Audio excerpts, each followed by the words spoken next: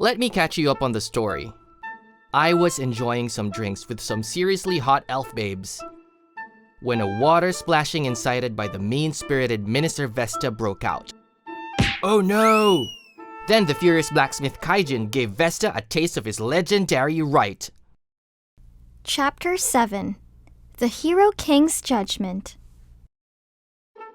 Now, 3 days later, we're on trial. The only people who can speak freely in the court are nobles who have title of count or greater. We're the ones involved in the incident, and yet we can't even talk about it without the king's say-so.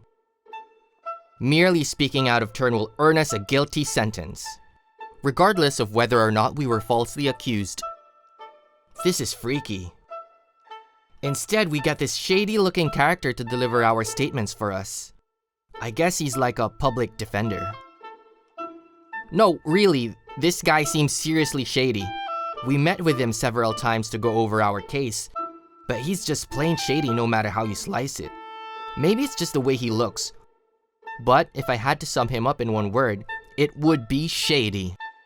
Actually, I probably shouldn't judge him by his appearance. Maybe behind that suspicious face lies a keen mind. And it was at that point that Minister Vesta, who was enjoying himself and posing no trouble to anyone at all, was set upon by Kaijin and his cohorts and subjected to multiple physical injuries. Are you freaking kidding me? Is this true? It is. I've received a statement from the business corroborating as much. What? That crafty goon bought them off, and you weren't hurt that bad. While in the holding cell, Kaijin told me about the depths of the Minister Vesta's cunning. Years ago, I was the leader of the Crown's engineering team. Vesta was my second in command. He came from a noble family. I'm sure he didn't appreciate having to report to a commoner like me. We butted heads frequently right from the start. In his haste to make a name for himself, Vesta rushed on a major project. And the plan to create Magi-soldiers failed. I took the fall for that failure, and had no choice but to quit the force. No consequences for Vesta? Nope, he wheedled an officer of the military to provide a false statement to back him up, thus ensuring that all responsibility for the failure fell on my shoulders. Yikes. These fellows here helped look after me. For all their clumsiness and everything else, they fought hard to defend me.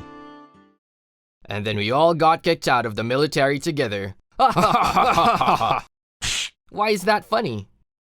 But I don't think he's necessarily evil. Oh? As I said, he and I never saw eye to eye. But he was always a careful study and a hard worker. He rushed that project out of his desire to meet the king's expectations of us.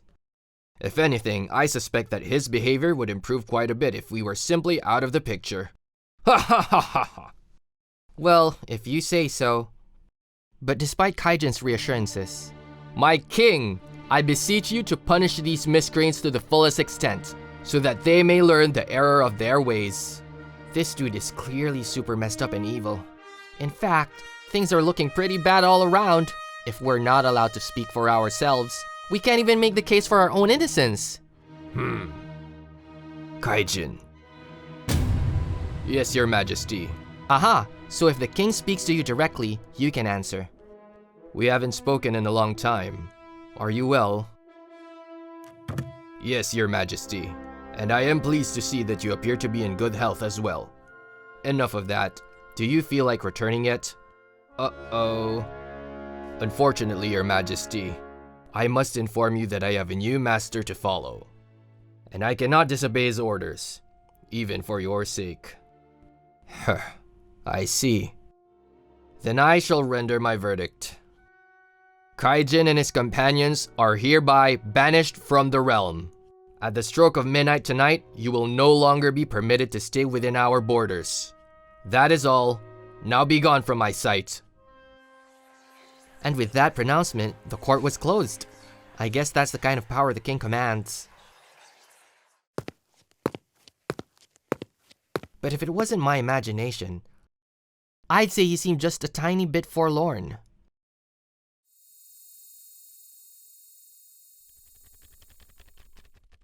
Vesta.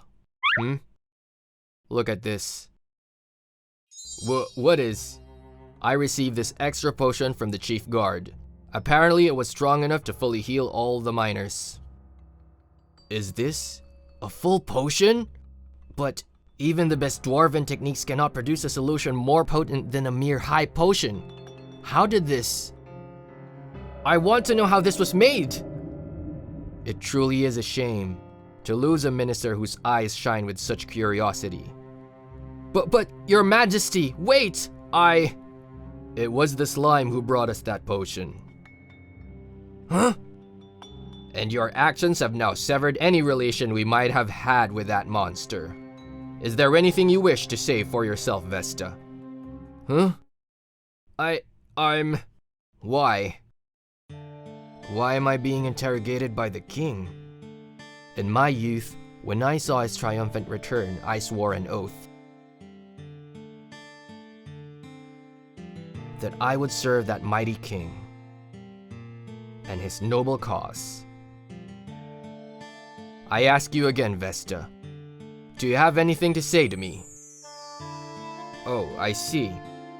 I have made a mistake. The moment I let my jealousy of Kaijin consume me, I started down the wrong path. No, nothing, Your Majesty. I see. You are hereby forbidden from entering the palace. Never show yourself before me again. But know this, Vesta. Your work until this day has been a great service to the realm. Spy Master, keep tabs on that slime's activities. At once. Do not let yourself be detected.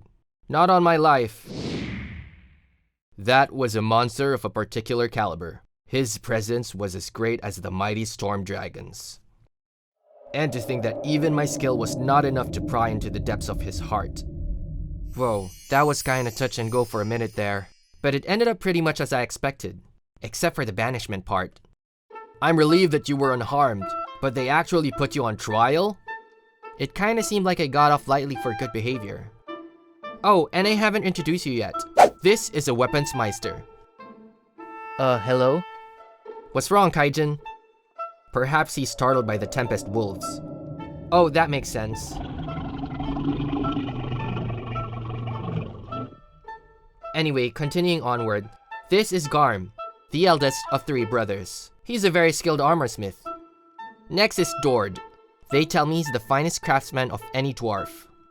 The youngest is Mird. He's good with his hands, and knows much about construction and art.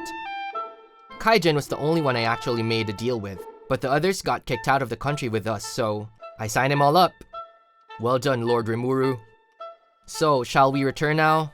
Even though it's only been a few days, I can't wait for the familiar comforts of the Goblin Village. Ha ha ha ha! I feel like I might be forgetting something. Nah, just my mind playing tricks on me. How could you do this to me? Now I remember. Oh, Gobta! It's not fair, Lord Rimuru. A bunch of scary soldiers showed up and I nearly cried in front of them. Geez, sorry. Tell you what, next time I'll take you to a place packed with real hot babes. Really? You promise? You gotta swear to me. Yeah. Yippee! One track mind. Given that we're banished from the Dwarven Kingdom, he'll be waiting for a while. Gobta just rode here on the back of the Tempest Wolf, but I could have sworn we didn't bring any wolves into the Dwarven Kingdom. So how did he... Anyway, let's get going back home. Yeah! Whatever. Meanwhile, at the guild headquarters of the Kingdom of Blumond. I see. Thank you for your report. Kingdom of Blumond. Guildmaster Fuze. I'm giving you 3 days paid vacation, including today. When that's done, head back to the forest to investigate further. You may go.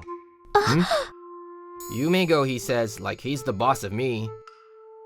I wish you'd actually say that to his face. Back to that forest in 3 days, huh? Wish we had a longer break. Don't remind me. Pardon me, would you happen to be heading to the Great Forest of Jura? My name is Shizu. If it's not too much trouble, Do you mind if I accompany you?